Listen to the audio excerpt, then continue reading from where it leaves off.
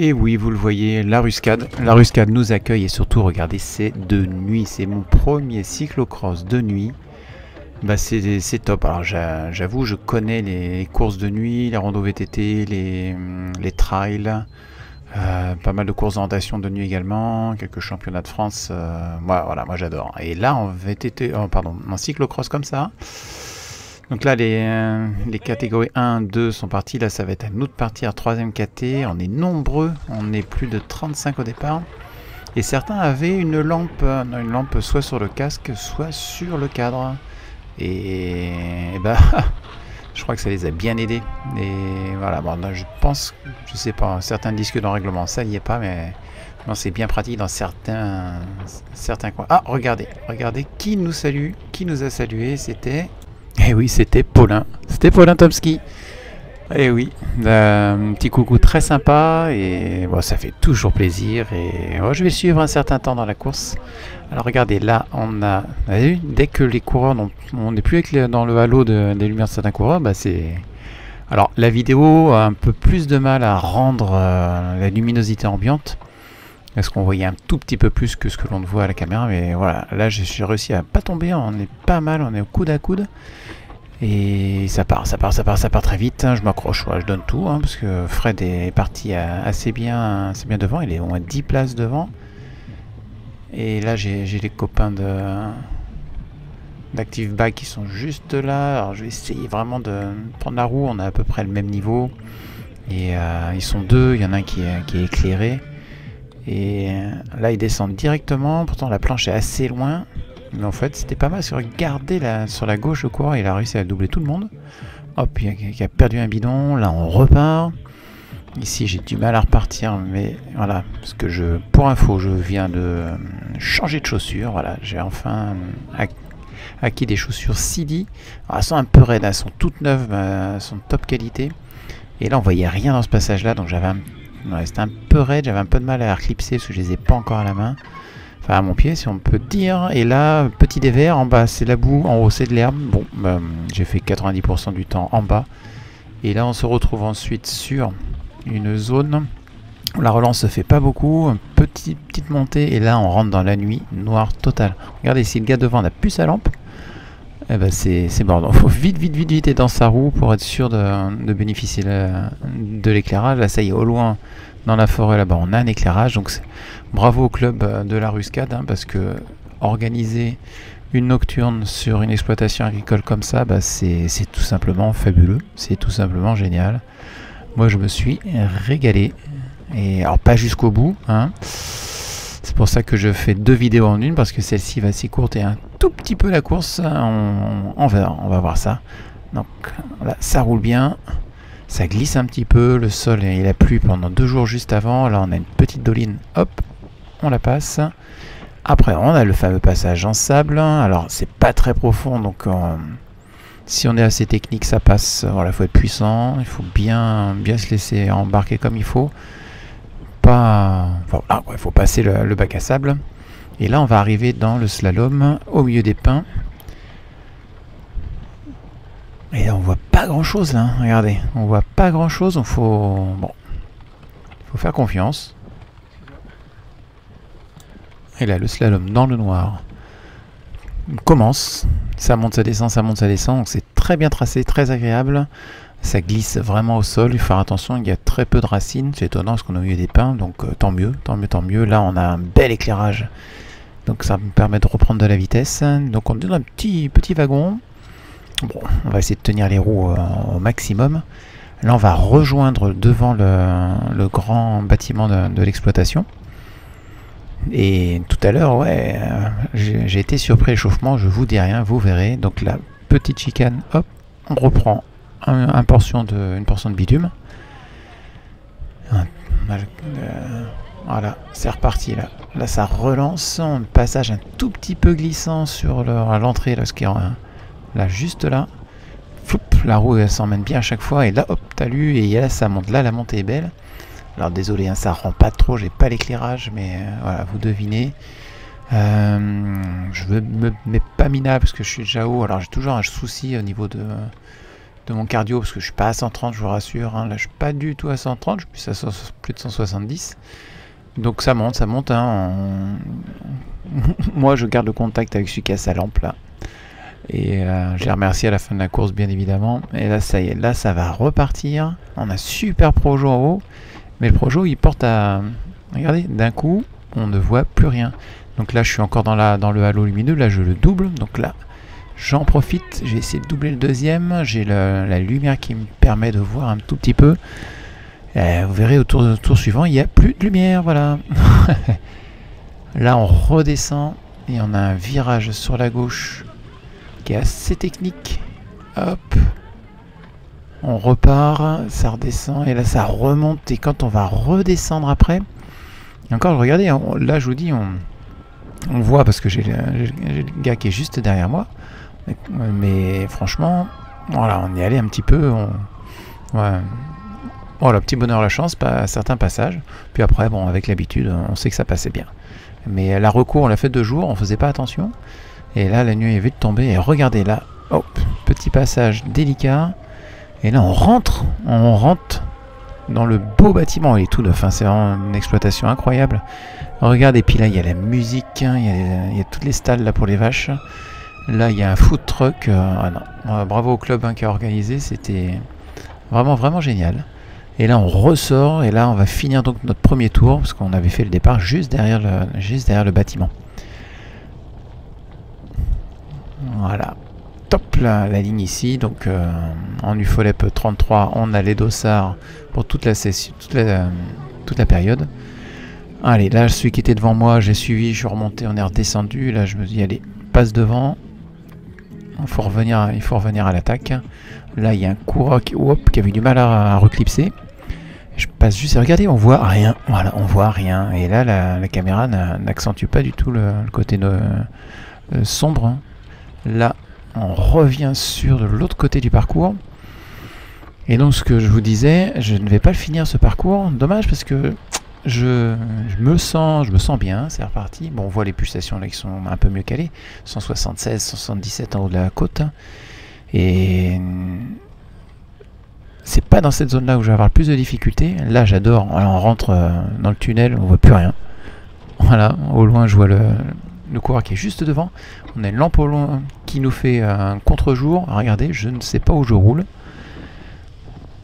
Et ça redescend et là ça y est, on a l'éclairage à nouveau. Donc j'en ai profité. Pose un peu le cerveau parfois, puis ça permet de doubler les autres. Là on re-rentre dans l'exploitation. Alors on est un peu sous-gonflé. Moi j'avais vraiment sous-gonflé pour... passer sereinement dans les parties. Je vais être à un bar 4, un bar 5. Et faire gaffe là, surtout là, la sortie du virage, pas trop chassé. On sent que la roue arrière, voilà, ce mélange d'herbe, boue et puis de bitume, jamais facile. Et là, on repasse et on va remonter. Là, je me fais doubler par un gars qui commence à nous prendre un premier tour, un deuxième. Voilà. En fait, les premières catégories sont déjà sur nous. Voilà. Aïe aïe aïe aïe aïe. Donc comment faire? Est-ce qu'on s'accroche? Non.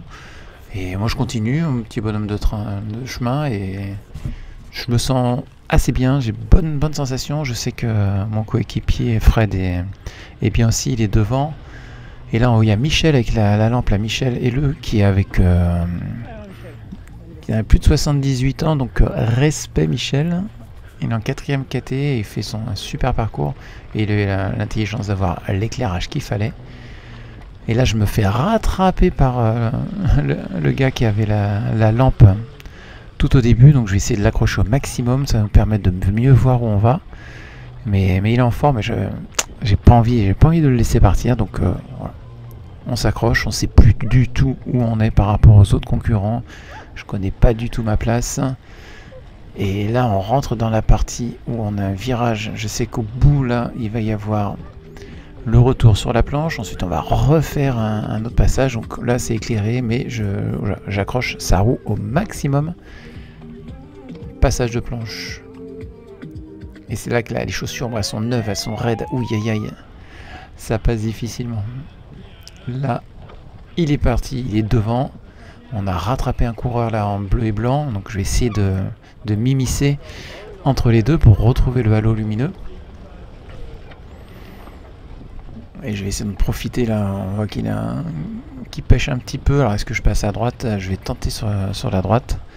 Hop, c'est le coup de cul, mais il est encore là, il m'a vu et j'ai eu du mal, j'ai pas réussi à passer parce qu'à droite il y avait l'arbre. On va pas se prendre là, on va faire attention. Et j'ai réussi à le repasser après. Petit à petit, je rattrape, mais il me repasse devant. Mais je suis quand même repassé. Et là on revoit, je retrouve le gars d'Active Bike 24. Avec sa lampe, donc on n'est pas loin, on est à mi-course à peu près là, on a une demi-heure de la course. On revient dans le noir, on repasse sur la petite doline, il y a le sable à côté, il passe vraiment très très vite les gars.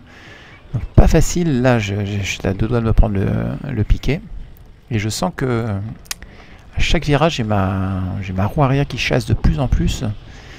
Et je me dis bon bah, c'est pas grave, continue hein. Continue et regardez j'ai pris 10 mètres là. J'ai pris 10 mètres et ça c'est pas bon. Donc je réaccélère et je vais prendre un tout petit peu rapidement le virage là qui va se trouver sur la droite. Et puis là je vous laisse voir les images. Un gros bruit. Ouais, stop et net.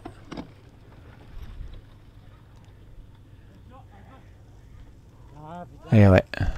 Voilà, tout le monde me passe et en fait j'ai simplement mon boyau qui est sorti. Voilà, il s'est décollé.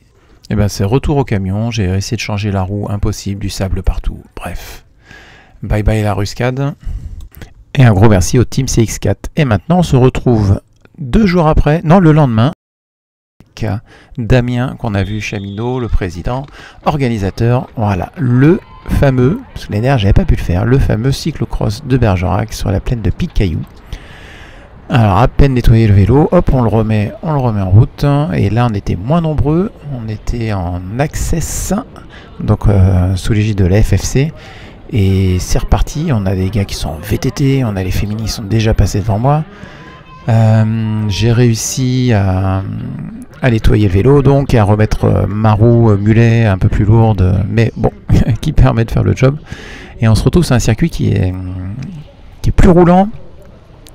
Là c'est le petit virage assez technique parce qu'il y a une petite racine juste là, hop, si la roue arrière le prend c'est moche, on glisse et après on arrive vraiment à reprendre de la vitesse.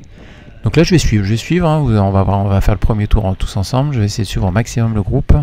Les petites planches, alors, là je suis remonté tout de suite après sur l'échauffement, ça passe pas, hein. Autant continuer 3-4 pas pour pouvoir être lancé, relancer le vélo pour regrimper dessus. Donc là ça va, ça c'est bien passé à chaque fois. Là hop, ça remonte, ça redescend, donc on profite du talus, le tracé est très, très sympa.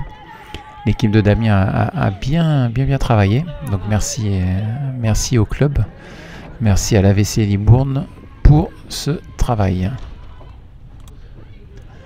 Voilà, là on voit Jules, jeune coureur de la JSA qui m'a encouragé tout le temps et ça c'était super sympa.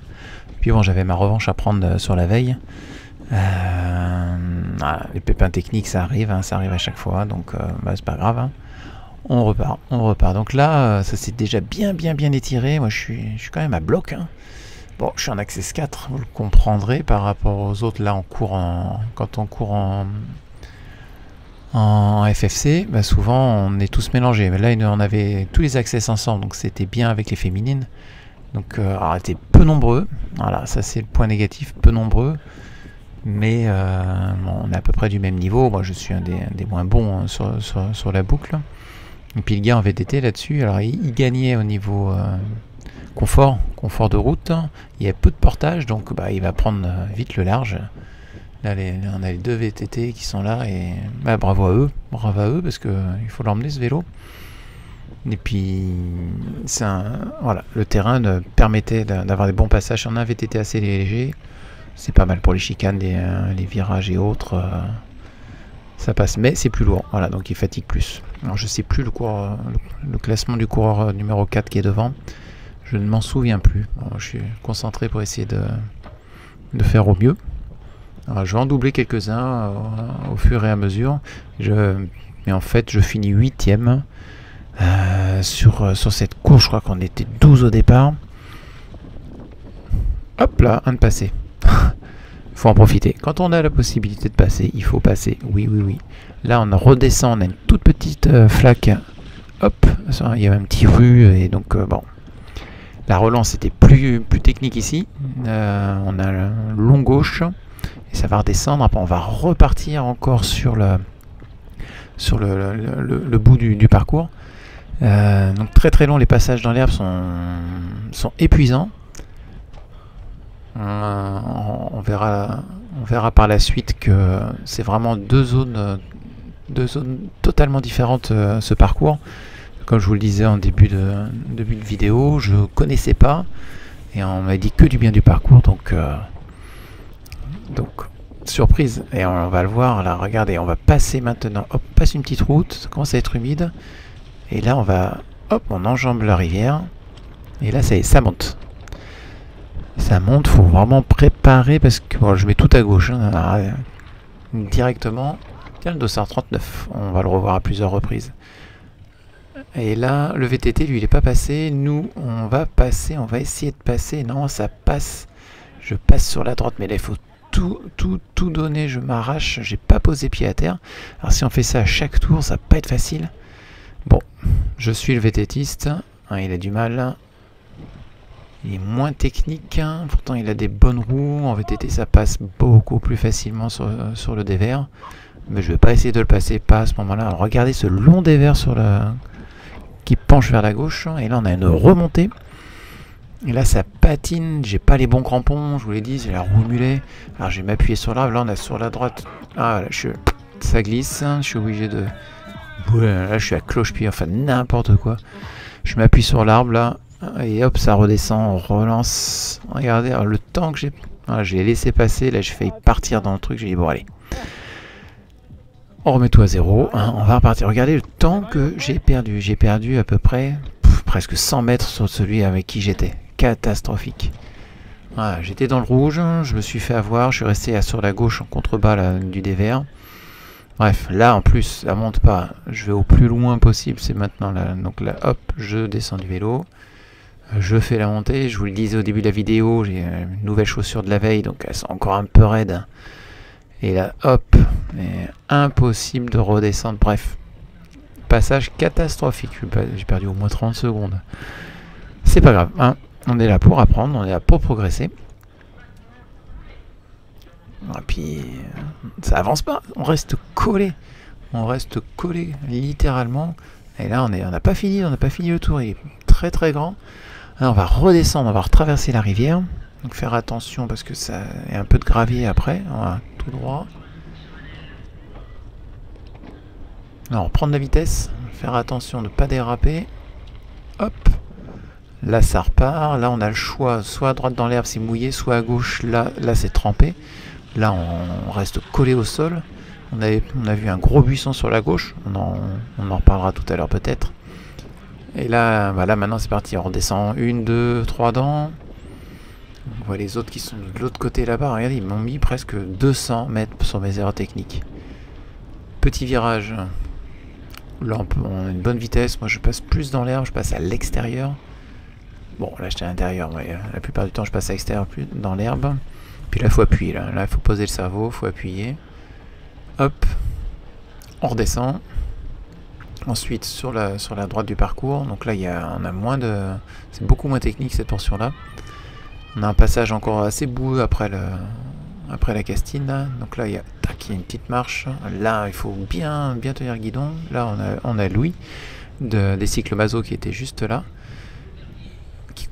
Qui faisait la course d'après. Là on a encore une petite marche et là c'est très très beau, là on peut prendre de la vitesse.